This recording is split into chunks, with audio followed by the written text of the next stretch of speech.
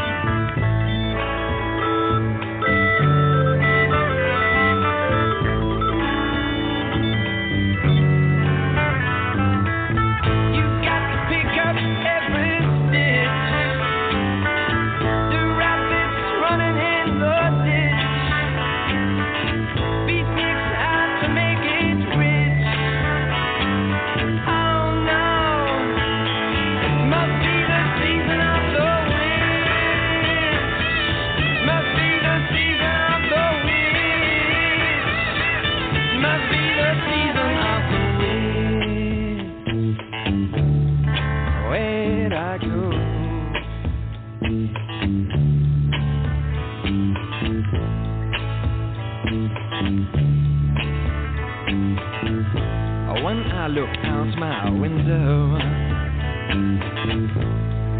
what do you think I see? And when I look in my window, so many different people to be. It's strange, sure is strange. You got to pick up every stitch. You got to pick up every stitch. The rabbits running in the ditch.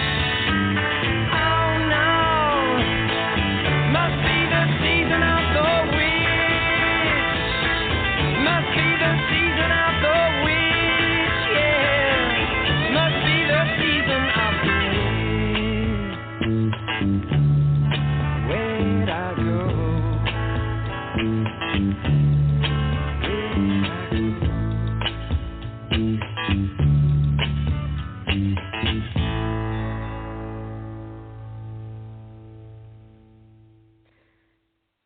Greetings. Welcome to Spirited Readings with Psychic Medium Daniel Akner. I'm your host, Rock and Roll Reverend Sue, and tonight is kind of like an early edition Halloween, card reading, psychic reading. So we're in for fun. We have music, and of course Daniel. He's always a lot of fun. Daniel is a board member of the Eyes of Learning, New York's oldest metaphysical teaching and learning organization. He is also a New York grant recipient for his Halloween art and events presentations. He does amazing pumpkins and beautiful paintings. It's just absolutely gorgeous. And in the mysticism business professionally for over 4 decades, yes, he's an old man, lots of laughs. He has many famous clients, movie stars, celebrated athletes, TV personalities, but they'll not be happy if I mention their names, so we'll keep it on the down low, I should say. And, of course, you heard Season of the Witch by Donovan. That's an oldie but a goodie. And, of course, Toccata and Fugue before that as the intro. Daniel and his wife, Nan, they love Halloween more than anybody, even more than me. And I didn't think that was possible. They got married at the House of Seven Gables in Salem, Massachusetts. They were the very first couple to get married there, I should say. Excuse me. They're both great people. And I'm just thrilled and happy to have Daniel on tonight. And I'm going to bring Daniel on as soon as I find him on this board, that is. Okay.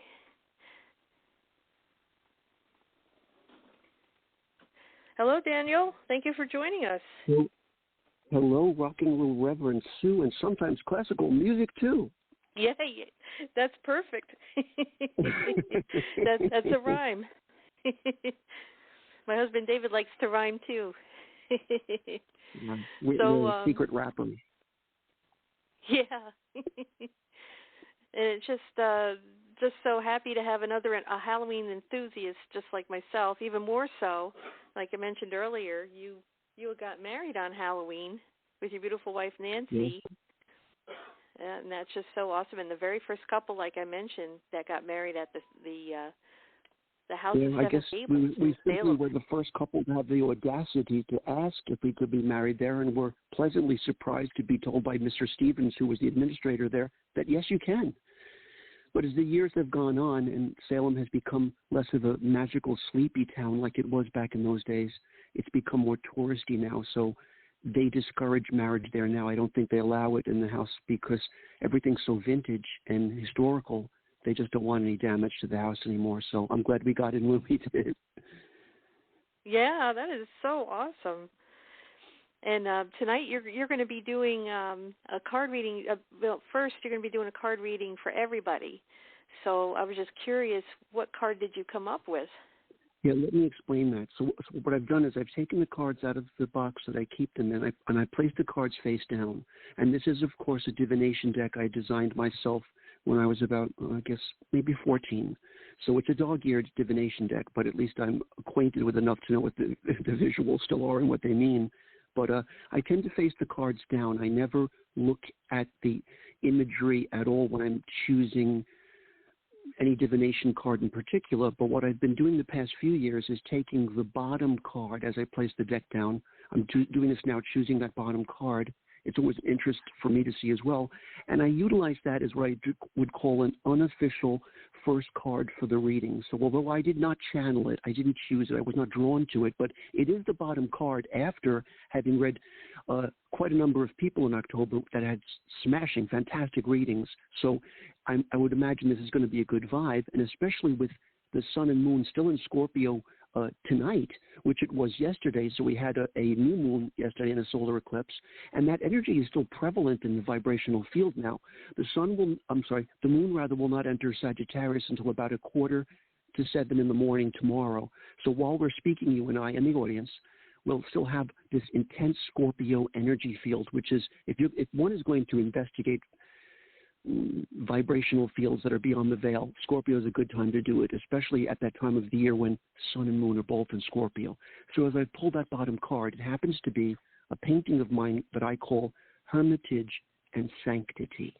So when people get this card in a reading, it usually portends or suggests a moment where people should go on an inward journey or find that light within. And again, time to do that under the auspices of Scorpio, to go into this depth. So, and that's in essence what we're doing tonight is we're reading for people, is we're investigating aspects that as a psychic and a medium, they would be available to me, but not at this level. The veil is so thin that the answers can come through rather succinctly. So yes, the two words were Hermitage, Sanctity, and the vision that I had painted on this card is a seashell, the water energy like Scorpio, but the sense of having this sensitivity, emotional sensitivity, but a nacre or a lacquer or shell around it to kind of protect oneself. So it's kind of a sweet first card to get. Oh, that is awesome. And I know that there's now this event with Scorpio. It's also bringing up some old patterns to be healed. Is that true? It seems to be doing that, of course, because Scorpio does tend to rule healing vibrational fields as a general rule. And it seems, what I've noticed is a lot of people, you're right, they're returning to their truth. I've noticed a few people are also changing their names on social media now, either back to their original names that they were not under for a number of years, but they're facing not a bad name for themselves, but just their truth again. So that's rather exciting. And I personally find for myself, I feel a renaissance. I feel a return also to my youth to some extent, which is great. And I'm delighted to have this opportunity. So yes, we can all take this opportunity now to rediscover ourselves or our true essence again, and then maybe expound on what we've learned throughout the years on top of that essence when we were 20 or whatever we were at one time. Wow, that's a lot of stuff to work through, and heal from. I'm finding that a lot. I've noticed I've been a little grumpy lately too these past couple days.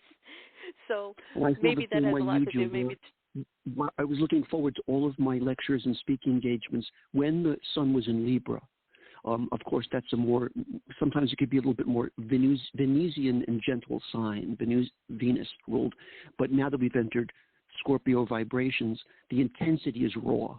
So I get what you're saying, where you can feel like, Scorpio having been ruled by Mars and now Pluto, there's that unique, I don't know if I'd call it polarity, but a unification of energies that are potent, and yet they can, if we're not careful, those energies could get us to have ire or be angry. So I guess the best thing we can be is unconditionally loving, and the best way to heal, of course, is to be easy on ourselves and then easier on everybody around us, like animals can be unconditionally loving. Oh, yeah, absolutely. Absolutely. Hey, and speaking of your speaking engagements, you have two coming up. Oh, yes, thanks for mentioning that. Yeah. This Friday night at 8 p.m., I'll be speaking, and it's quite an honor, at Levittown Hall in Hicksville. That will be my iconic Halloween extravaganza, Haunted Happenings. One can find that information at eyesoflearning, all lowercase letters, .org. They'll have all the information on it. And plus, I post these things on my Facebook page publicly so that whether someone's a friend of me or not, they can get the information that they do need. So that's going to be a Zoom presentation as well as an in-person. So it'll be fun because I haven't had an opportunity to mingle as much as I have in quite a number of years. So it'll be nice to see everybody's smiling faces, sometimes the unique costumes that they wear for the Halloween show. The other, that's awesome. The other presentation will be Sunday afternoon at the East Meadow Public Library. They just rebuilt that portion of the space that people speak in. It has sort of, I'd call it studio seating, so everyone's above another, so you get a pretty good view. And the departure, actually, of these two speaking engagements is I'm not just going to read people or potentially access spirit messages if they come through, but I'm going to be doing oil pastel drawings at the same time and give out the drawings to each participant that I'm able to read. I can't read 270 people that night, which will be there at that room, but I'll choose some wherever the universe puts me, and everyone gets a free piece of art that night, so it's going to be kind of fun. Free art and a reading. What could be better? Oh, that's fantastic. And you do absolutely beautiful art, especially on your pumpkins. Oh, my God. Oh, I'm going to have to post. Yeah, they're just incredible. Yeah. I mean, if you could send me pictures of your pumpkins, and then I can post them on my Transition. Oh, sure, I'll do that. I'd be happy to. I've got some great photos of them. Oh, that's awesome. The unique thing about the one I'm raffling off at Eyes of Learning on Friday, and I do raffle them off, and my wife and I give the money to charity. It's usually Women's Breast Cancer Awareness in May, but the particular pumpkin, my brother and I had drove into Manhattan, and we were saying to each other, what shall we name this pumpkin? Because I always do name them. And who we met when we got out of the car, I put the pumpkin in my arms, and a famous psychic from Europe happened to be walking down the block. Her name is Agnes, and she said to me, "Oh, what a beautiful pumpkin that is." And I was like, "Agnes?" I'm like, "If it's okay with you, I want to call the pumpkin Agnes, if that's okay." And she was thrilled that I said that. And I posted those pictures also on my Facebook page, which is just Daniel Akner. Again, it's open to the public. I want people to be able to see this information. And although I have almost 1,000 friend requests, I get quite conflicted about accepting them because I'm not so sure if it doesn't feel right. Not that I would ever investigate anyone on Facebook. That's not my style. I mean, if you're not going to be a good psychic if you're not honest. You just have to pick up what you pick up when you do. But that's why I like to make a lot of things public so everyone has access to them. And I don't even know who's having access to the pictures or the information. Anyway, we had taken the pumpkin into the city, and so Agnes held it near Grand Central Station. And we took it into Penn Station, and I asked a couple from the country that were playing country music on the street, may I put this pumpkin near you guys while you're singing? So people were putting dollar bills in their guitar box, and I said, maybe it'll attract more people to see you guys singing. It was great fun, and I'm so delighted that they allowed me to do that. And the pumpkin has this grand smile on its face. It was hysterical. That's also on my Facebook page. I saw your pictures. They were so cool. I was like, you went to New York City and he brought us pumpkins. And I saw the one. It was hysterical with the band playing, and your pumpkins are there, and then pumpkins near a motorcycle. And in fact, the video was there as well on Facebook, which was very unique that night. On the way back home, my brother said, "Why don't we stop at Wawa in New Jersey?" I'm like, "Well, why?" He goes, "Well, everyone likes to go to Wawa, New Jersey." And he's that way with me. We travel. So I'm like, yes, let's do it. So we went to Wawa, and we got a soda or something, and we went around the back just to have that a quick refreshment. And I said to Mark, I'm going to put the pumpkin on the ground here just for the heck of it. So as soon as I placed it on the ground, feral black cats started coming out of this little forest area, and they were very intrigued that who are we and why are we placing this pumpkin here? And they started all running past the pumpkin and sniffing it and running and circling it. They were rather thrilled that they were getting this unique attention.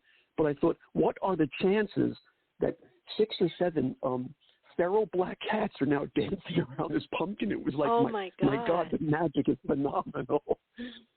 It is, because they are familiars, and they walk the bridge between the two worlds.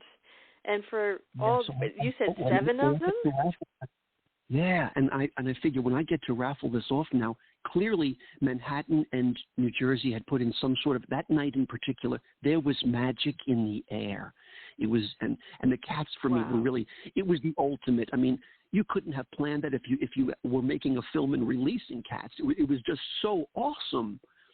Oh man, that is I love when magical amazing. happenstances like that happen. I know that is just amazing. It's just magic in the air. I mean, and 7 is a very divine number. There was seven of the black cats. So that wow. I think what I also always loved about the number 7 is it rhymes with heaven, which is kind of sweet. Yes, it does. It does. That's why they call it Seventh Heaven. Well, well, I'm gonna play a meditation, and then I figured that'll kind of get us both in the vibes of readings. And I have there's actually a board full of people waiting to be read. So, without further ado, I'm going to play Samhain by Lisa Thiel. Sure. And this is a meditation that I came across years ago when I went to a Samhain celebration, and it's just absolutely a beautiful song, and it'll get you in the mood for a read. So it's about a little over 4 minutes long, but after that we'll come back and we'll take caller with the last 4 digits, 3481. Just hang on, we'll do a meditation and we'll get in there.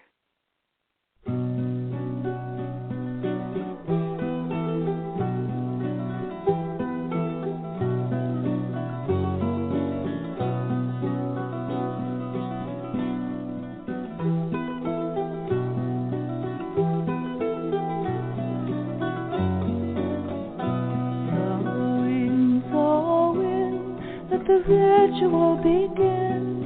We call upon our sacred ancestors to come in. Samhain. We call upon our kin. We call upon our dear departed loved ones to come in.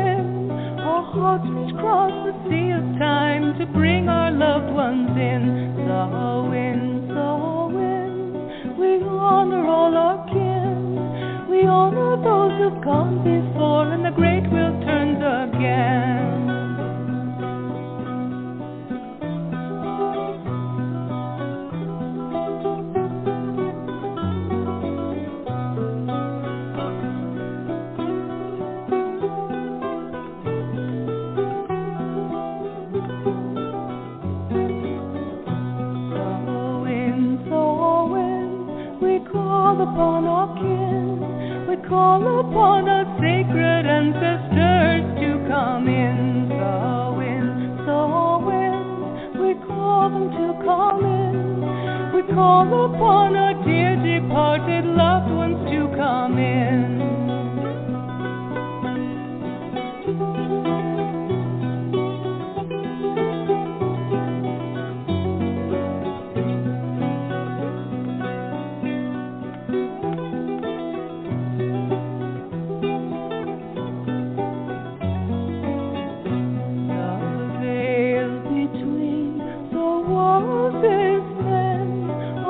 Reach across the sea of time to bring our loved ones in. So in, we honor all our kin. We honor those who've gone before, and the great wheel turns again.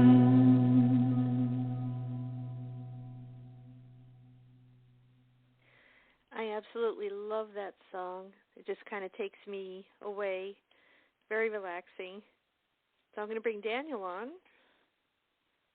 Hey, Daniel. I love the song very much. Thank you for the song. As she was singing So In, I kept thinking, is she next going to sing Jolene, Jolene? It sounds just like it, right? Which was kind of sweet. Don't take my man from me. Don't take my pumpkin from me. Don't take Agnes from me. Well, I'm going to bring on last four digits, 3481. And I guess that's our first caller. Hello, welcome to the show. Who are we speaking with? Hi, this is Marie. Hi, Marie. Welcome. Hello. Okay, so I'd be happy to read for you, Marie. And if I may, let me pull 3 cards from the divination deck. I'll place them face down in front of me. We'll get an interpretation of what they represent, and then without giving much away to me at all, you can just direct me as to what you would like me to address as far as what's available to us tonight. So I've chosen 2 cards already. They're face down in front of me, and the third is, got it. Okay, placed. Okay, so look, when it comes to your reading tonight, Marie, let's see what came through. The first vibration is quite promising. I might go so far as to say, this is a vibration I like a lot because it represents the promise of gain. It portends often for people that get it, the realization of dreams. It can sometimes even move into a financial sector of one's life experience, so that's wonderful. Let's take a look at the second vibe. The second vibe represents spirit guides around you. So it is based on one of my paintings of the good witch Glinda appearing in that bubble and then taking Dorothy's hand and saying, it's okay, I'll guide you on the yellow brick road. So there's a spiritual essence or quality to that, and a good spiritual essence, which is great. And the final card, the third vibration, is one of my only glittering cards, green gold. I like it a lot. I think it's actually very reflective of the first vibe, Marie, that you got, that represented gain, realization of a dream, a certain measure of success. And I had a feeling that I said before, it usually tends to gravitate towards even a financial quest. And then to get this glittering vibration, which almost green gold is unique to me. Gold is an alloy, and green is paper money in America. So interesting vibes to get. So I would say, because the color tends towards green, that's vaguely emotional and healing.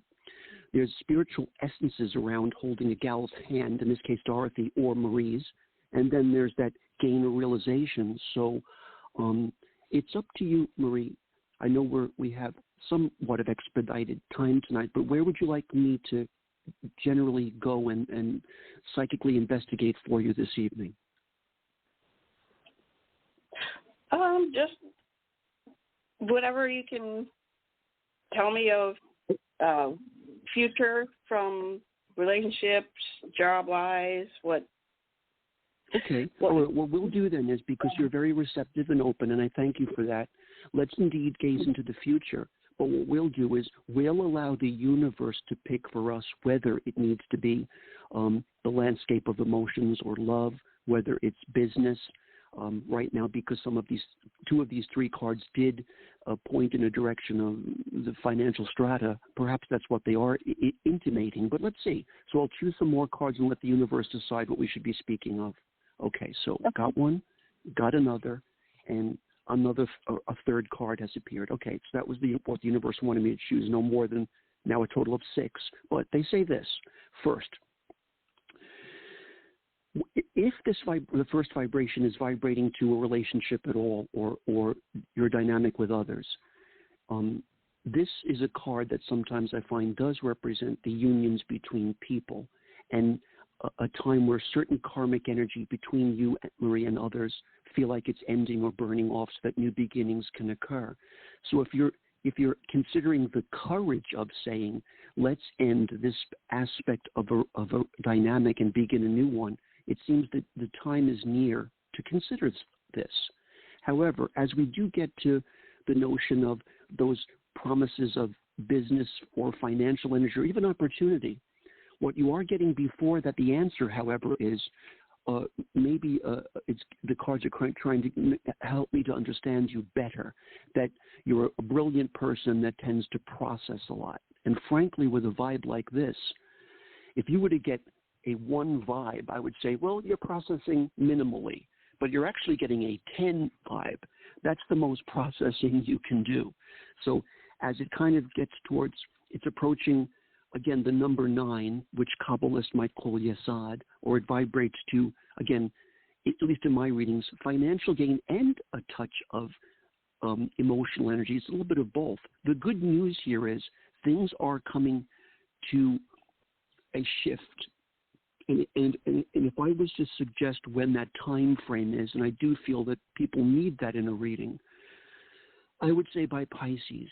So by the time we move into latter portions of February and early March of 2023, so it's not ASAP, but you will find that measures taken now to create opportunity for yourself in business or to create changes in relationships, it's a good time to start to implement those energies now, because they will be manifest in the months to come. But here's the good news also. These are 3 very good cards to get. Even your over-processing one, I don't mind it, because it's not a real reflection of something problematic. It's just a reflection of someone who thinks about things such as that, which we said before, brilliant people just do that. So to be honest, I do have visions that I've painted in this deck since I was a child that are not easy to look at visually. They're difficult, and myself being a Sagittarius, I have to be very honest with people. If something comes through that's disharmonious or problematic, they or you need to know that. These are not them. These are very promising.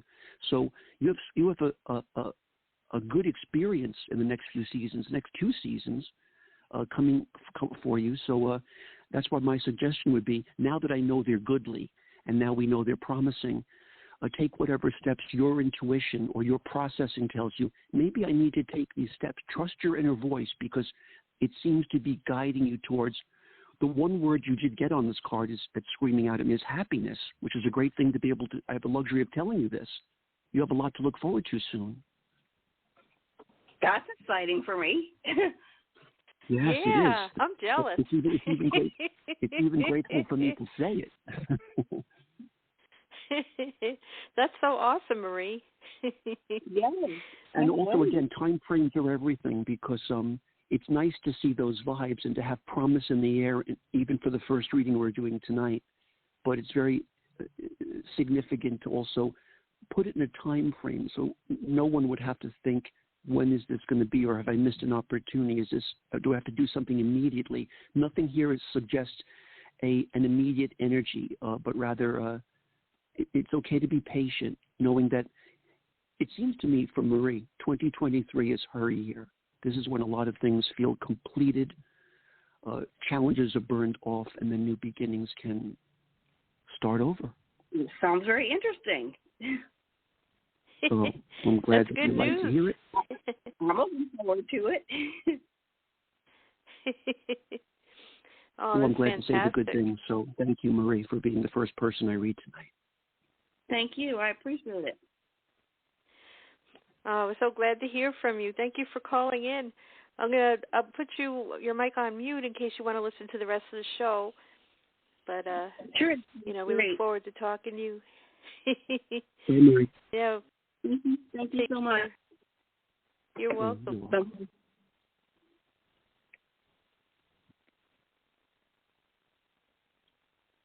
Wow, Daniel, I'm jealous. Yeah, it sounds I like am a too. fantastic I love read. to do things like that. Yeah, she does have a lot going for her. And what I love about her vibe in particular is she's very receptive, and she is open to whatever the universe was willing to suggest to her, which is great, because when one is receptive and open, here were two specific sectors that wanted to come through: the landscape of emotions as well as financial energy, and that green gold vibration for me just underscored that notion. So I'm glad she was open to whatever the universe had to say. Now it's just a matter of being positive, I guess, will help to attract or manifest that energy for her. Yeah, so where shall we go the now? key thing is think positive thoughts. Do positive things, and the human body works like a radio antenna. Whatever we think and we speak, we project out. We project out that energy, and then we get it back. It gets sent back to us, almost mirrored back to us. So, it's good to be mindful of our thoughts and keep it positive. Even if, my suggestion is for anybody having a bad day, just acknowledge it and just say, this too shall pass, and just keep on moving. And speaking of keeping on moving, it's really part of like what you're describing too, are sort of the 10 A's of mysticism and occult magic itself, which is if ritual and result, and if the ritual itself is born of positivity and bring those vibrations out, yes, you're absolutely right. The capacity then to pull like a magnet, those positive vibrations to yourself become more profound. Oh, absolutely.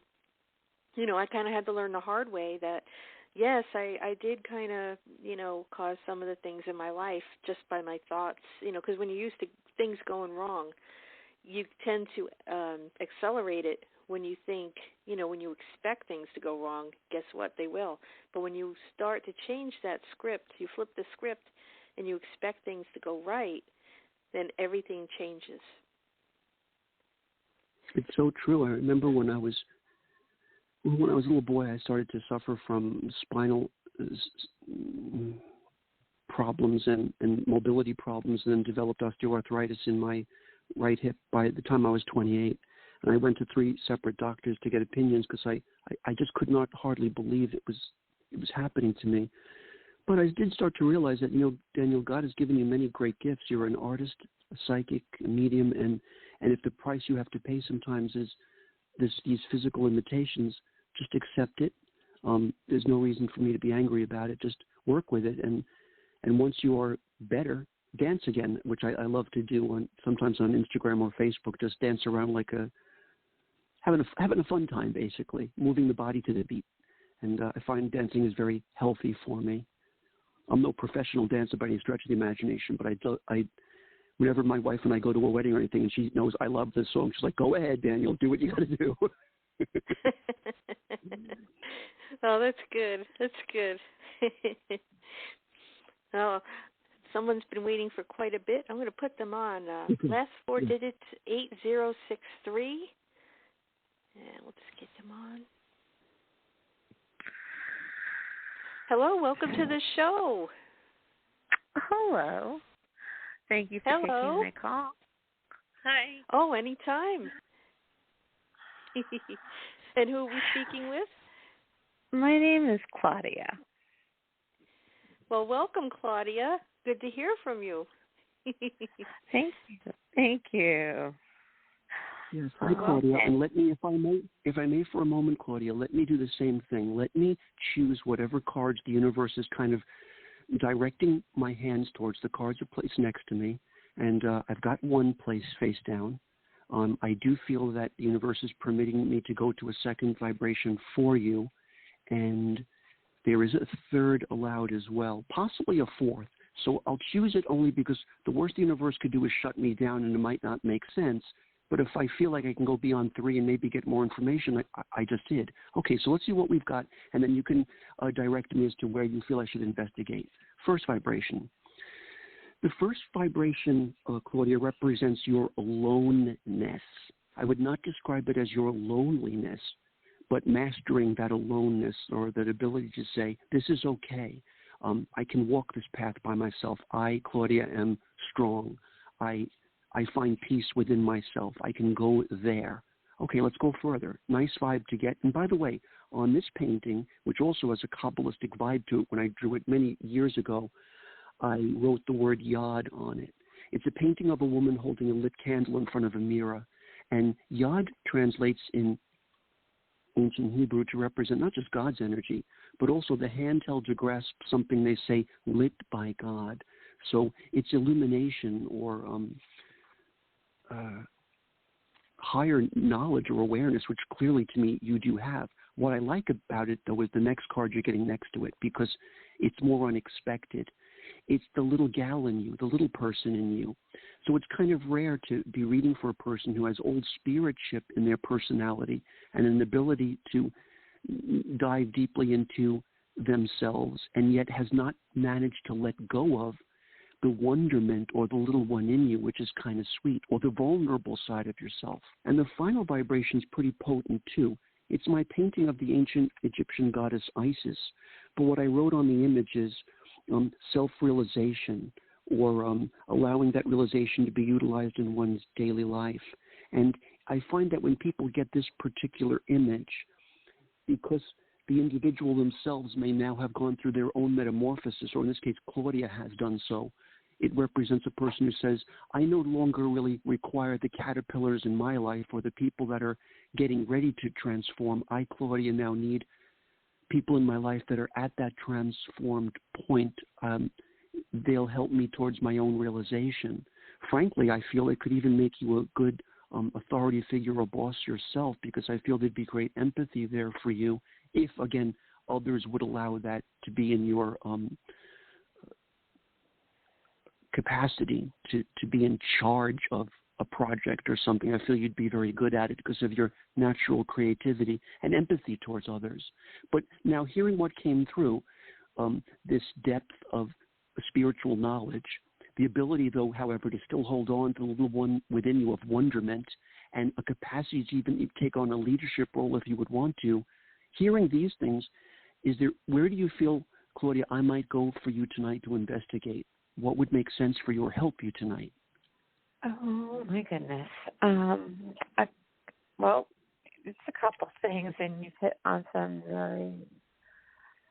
very key points. And so I thank you. So I guess I am looking, been working on changing my career path. There you go. Perfect. Because that's what this vibration represents. This goddess Isis is holding in her hand in my painting. It's based on an ancient stele. She's holding a magical sistrum in her hand and shaking it. A sistrum is what an ancient goddess would shake. It's sort of a rattle. And when she does this, others hear the clarion call, and they can be drawn to her leadership role. So, yes, let's indeed go there, because you are describing something that did come through in the reading when we were just open to anything. So when it comes to a change of work, let me ask you first, but do you have any desire at all to preserve any status quo right now, or are you very much inclined to create a change? I'm looking for a change. Okay, being as you are, and I feel you should be, so I'm glad you said that, the vibes say this. Okay, first card I got for you is not easy, by the way, so you'll have to bear with me. It's ruled by Saturnian energies, and Saturn can be a sobering planet. It's not a problematic planet. It's not destructive, but it's sobering.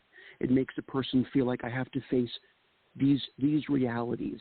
I cannot be hard on myself, nor be difficult on others. So I might say, as you're approaching what appears to me to be your new identity, be kind enough to yourself to say, I allow myself the freedom to do this. I forgive myself that I'm not the perfect person yet in my life, but I do need to be in this role, and I will do it. And by the way, the difference you'll make, Claudia, I love the vibes that you're getting.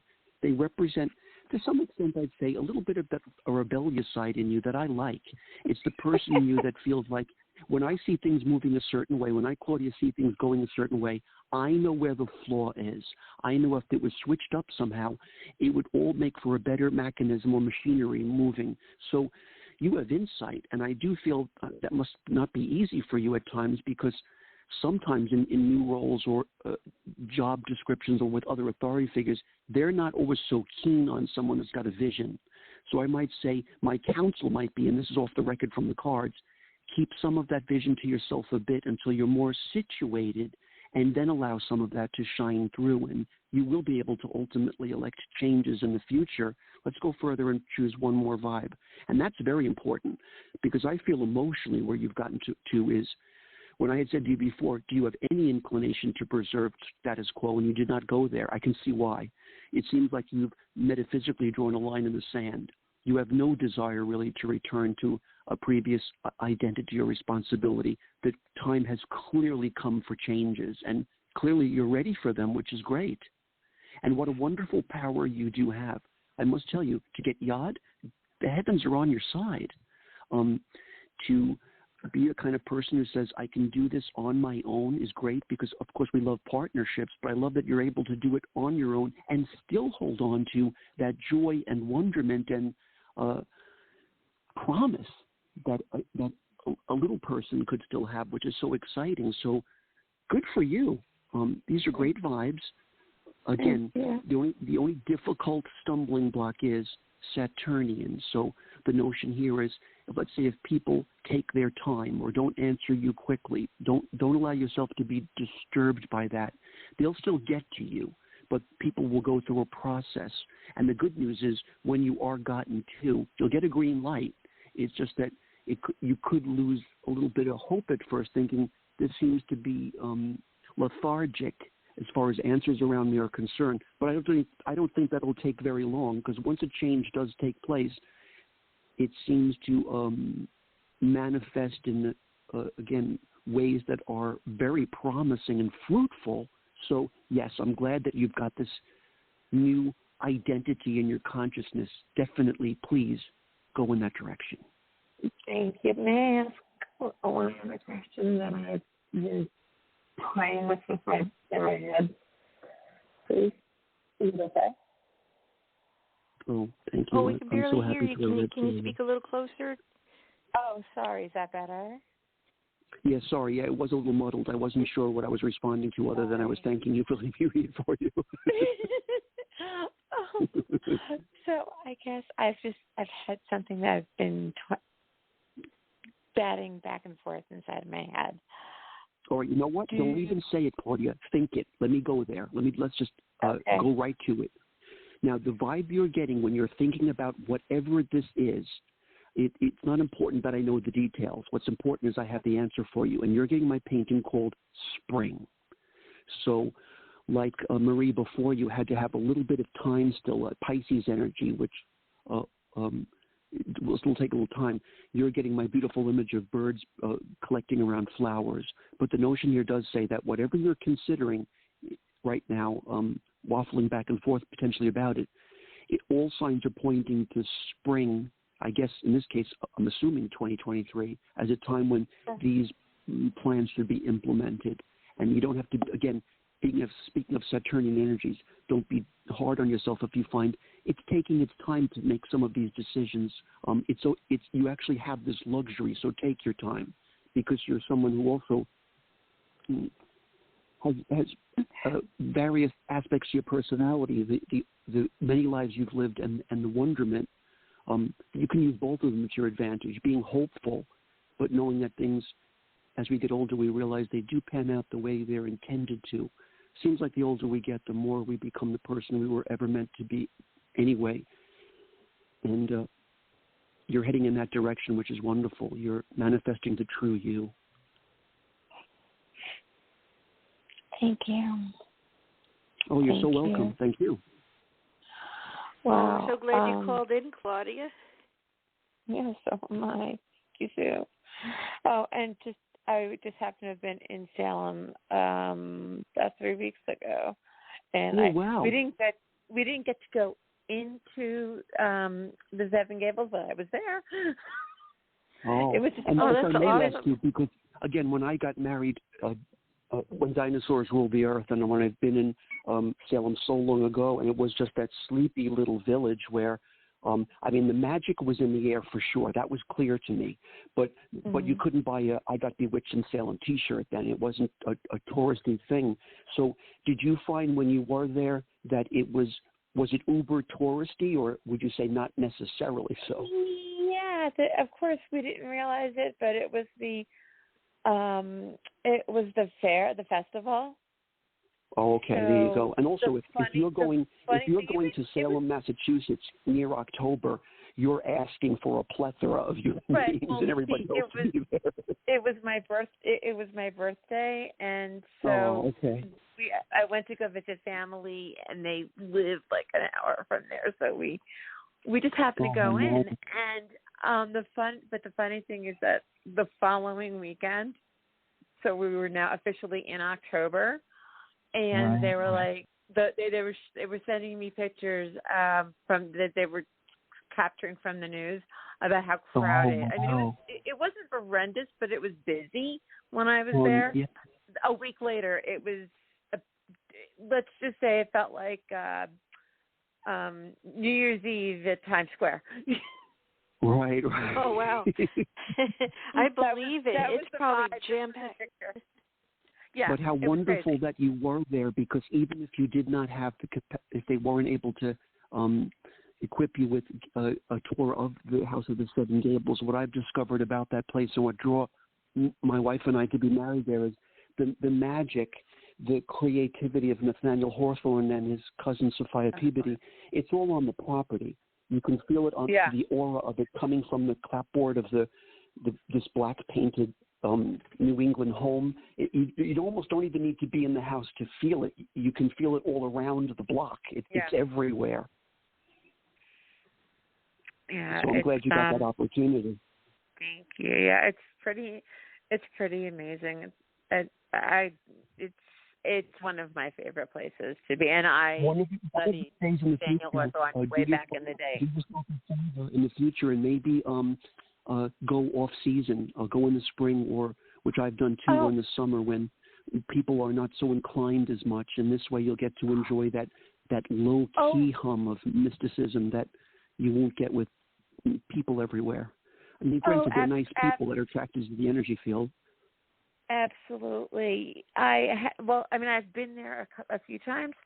Again, it was just because my sister said, "Well, it's your birthday and you're coming here." I'm like, okay. I drove past the there, it's settled. I wasn't going to argue when she says you're coming. I'm like, okay. Aw. Well, thank you so much. It's a pleasure doing for you. Thank you. I feel blessed, and so blessings right back at both of you. Okay. Thank you so much. I appreciate that. We're blessed to have you. Thank you so much for calling in. Oh, it was my Take pleasure. care. Have a great night, and have a good rest of the show. Thank you. You too. Thank you. Take care. She was a sweetheart. Yes. So we have another caller. Last four digits are 5900, and I'll bring them on. Hello, welcome to the show. Who's calling in? Hello? Okay, that's just the ghost. Yeah, I think so. I think somebody's... Let's see, my phone's going crazy. Hello? Hi, welcome to the show. We were hoping to get somebody. Hello. Hey, sorry about that. My face must have muted the phone. I'm so sorry. That's okay. It's all right. And who are we speaking with? This is Nicole. How are you? Oh, great. Good to hear from you, Nicole. So, Nicole, what I've just done is, before we even heard your voice or got an answer yet, I pulled the cards already. They're face down in front of me. So they were, of course, meant for whoever was going to speak on the phone, which is you. So let's see what they have to say.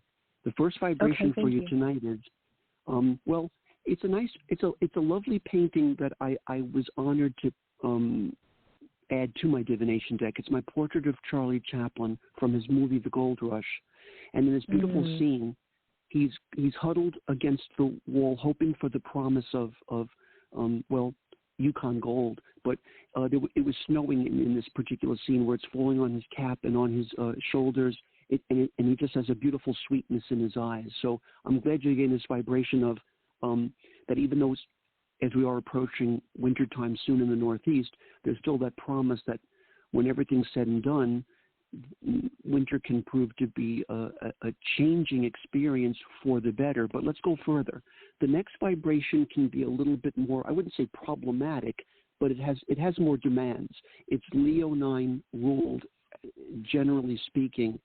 And the notion about it is, how should we put it? Trying to think of the best way to describe this vibration. Communication will be key. So there is that notion.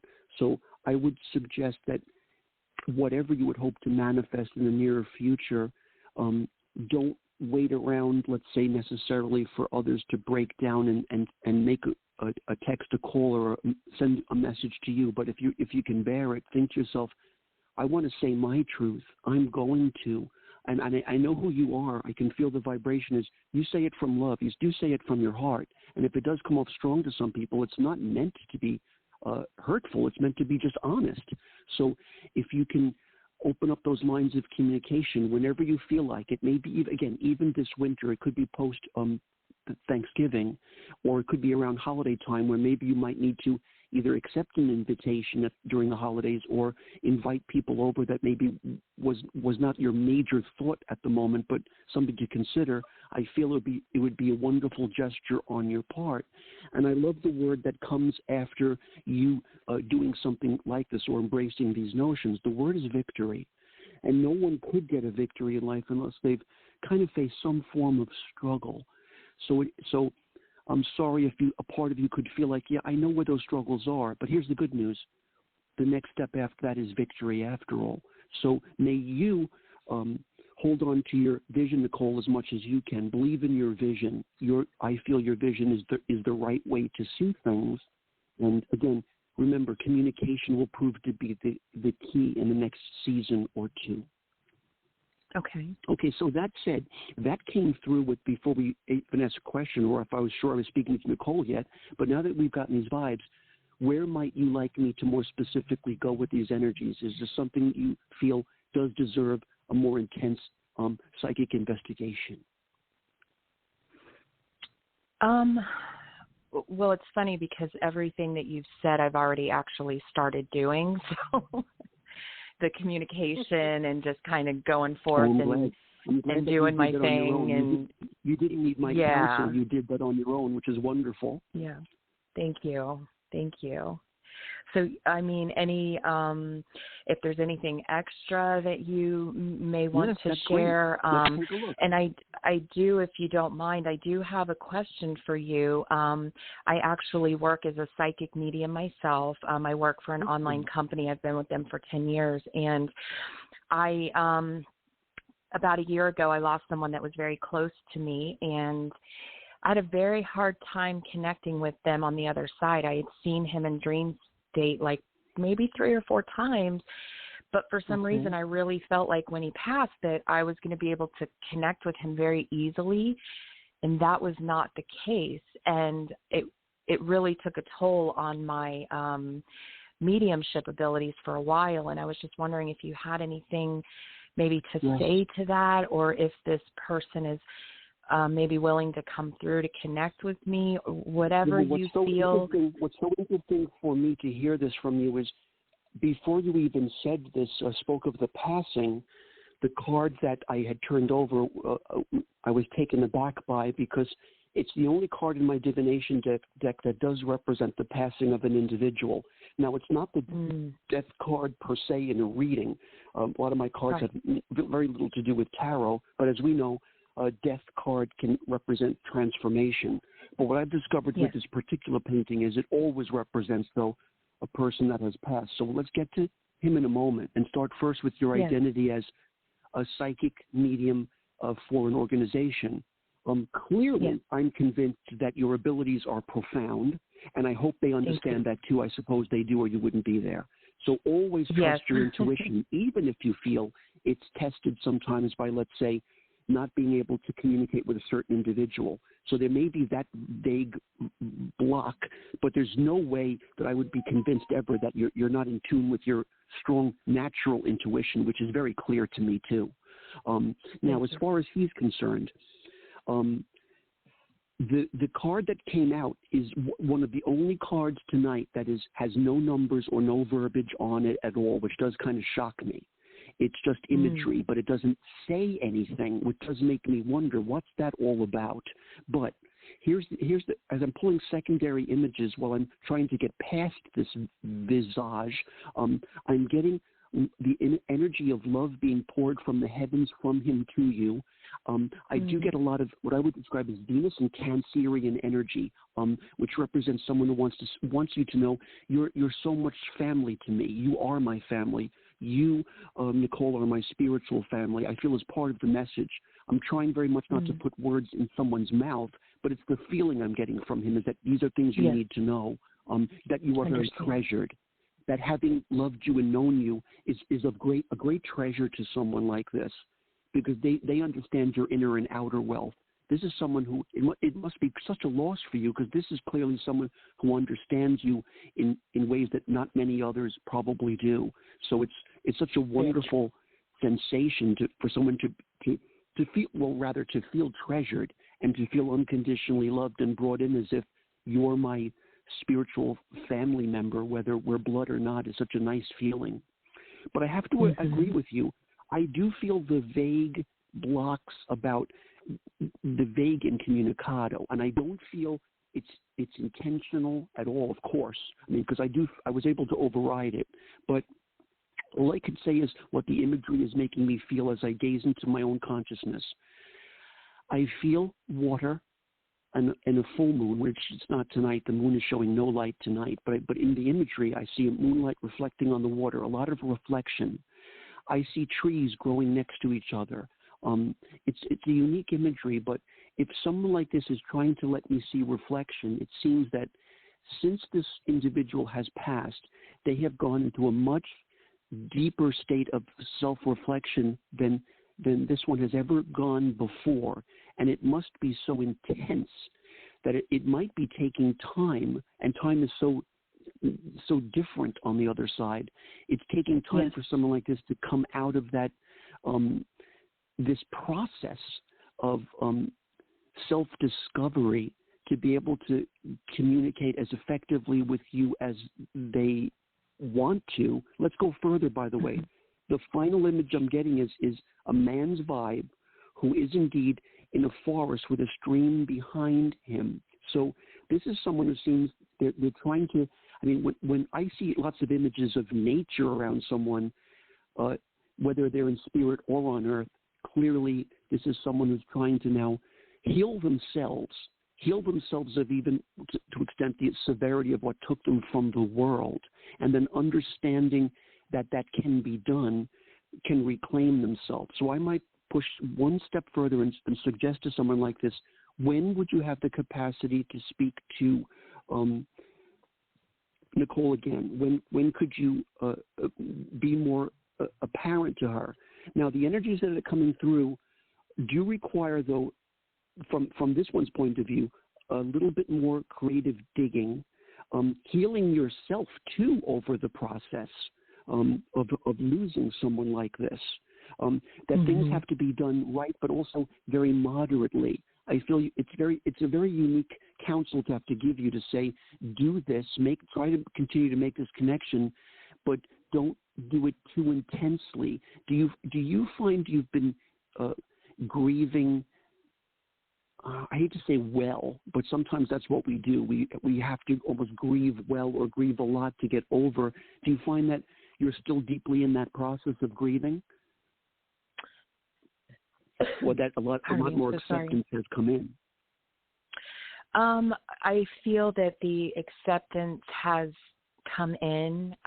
When he first passed, I was really grieving. This was, I'm going to be 50 this year, and I still thankfully have both of my biological parents that are alive. And when I lost my grandparents, I was very young. So I was, I've never experienced a loss like that.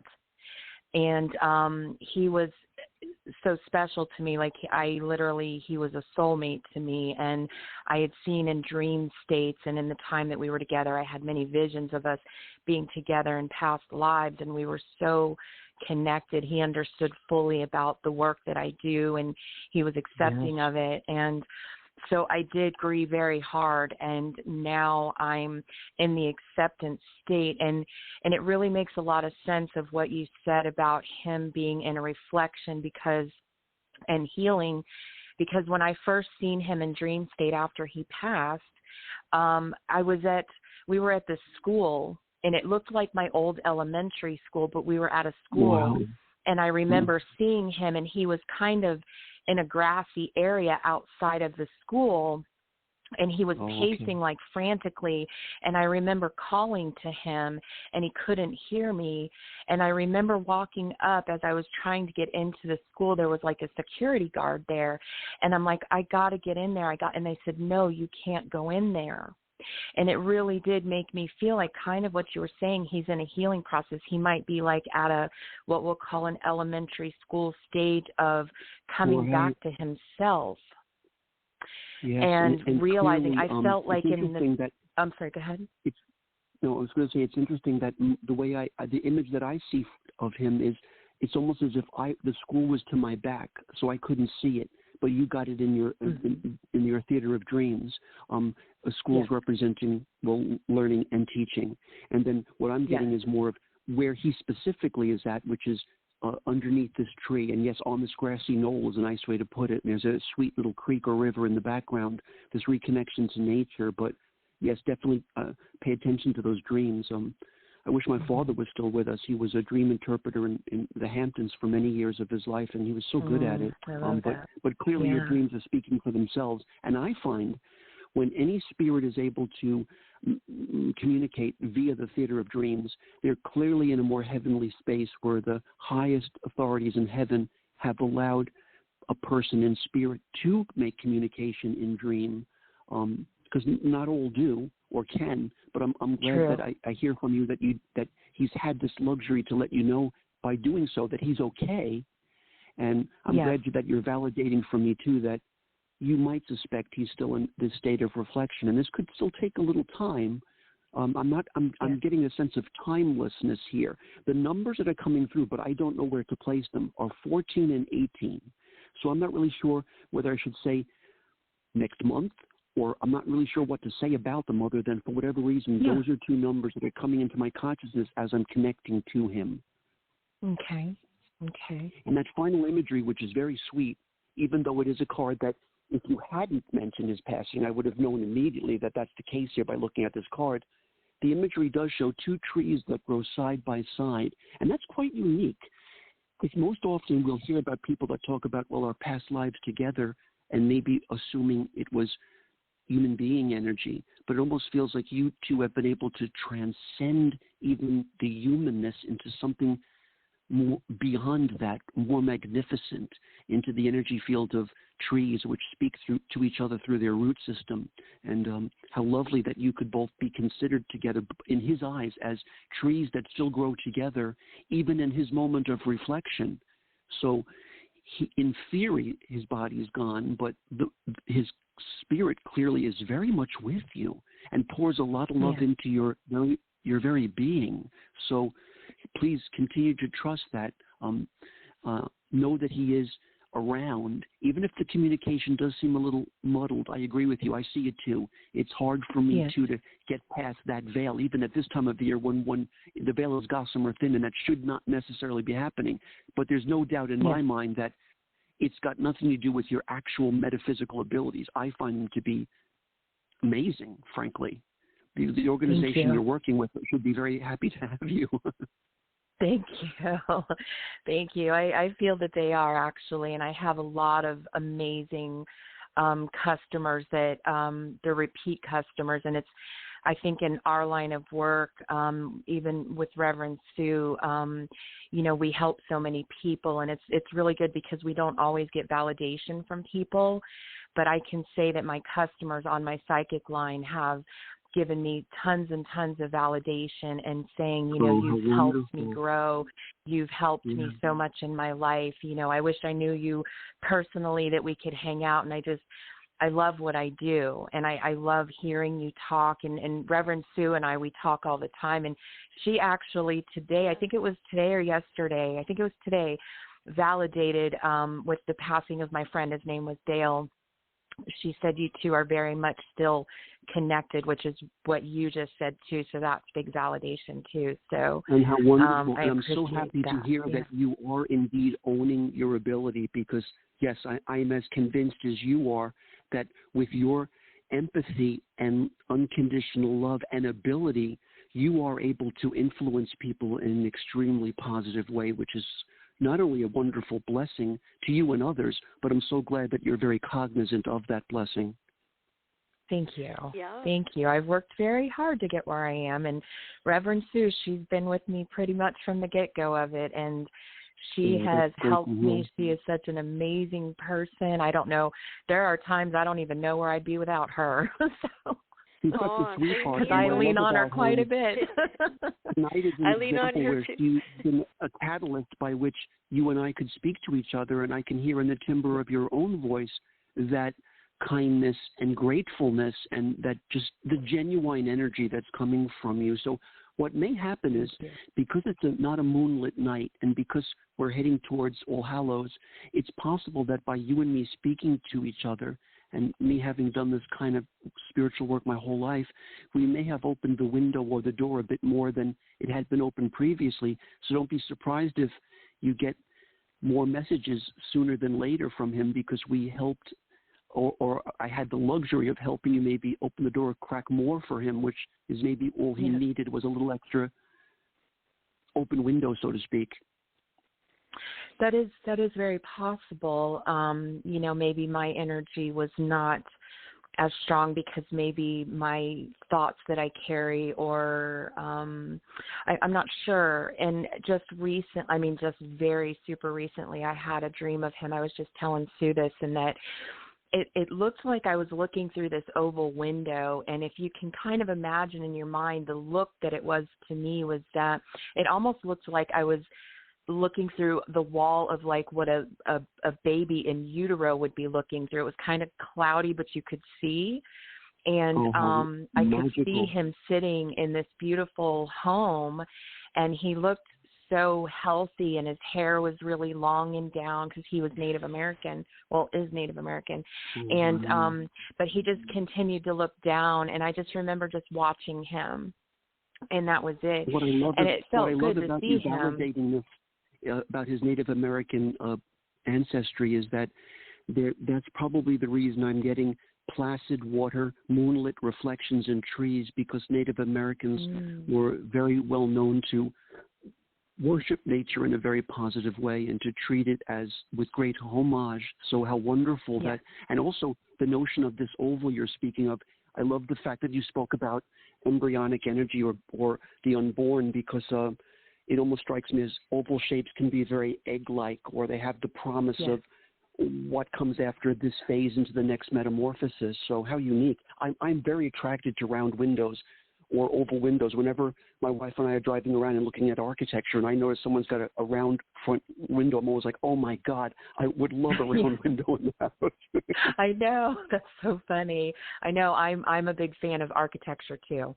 And steeples on churches. I'm always taking pictures of steeples on churches. Oh, me too. Everywhere I go. Oh, you'd love my house. It's a Victorian from the 1800s.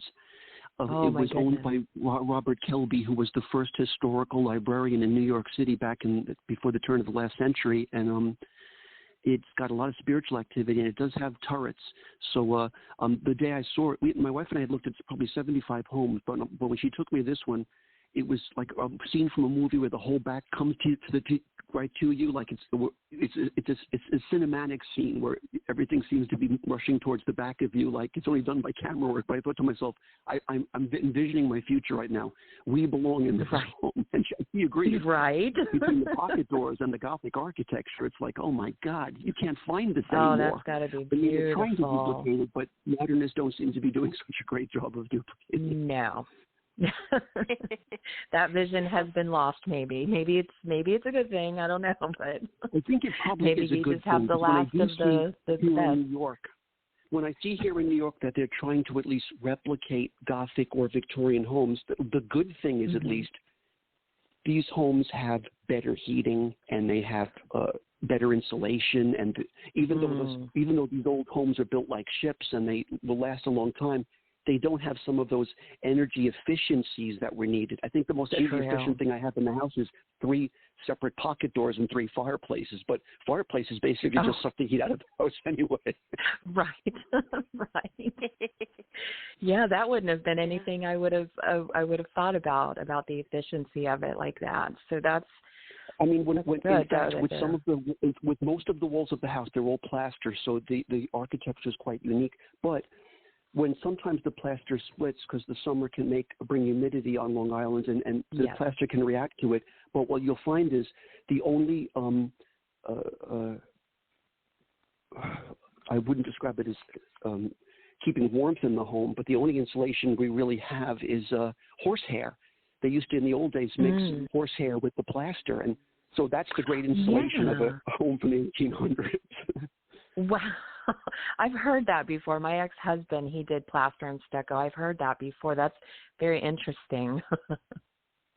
Very interesting. Yeah.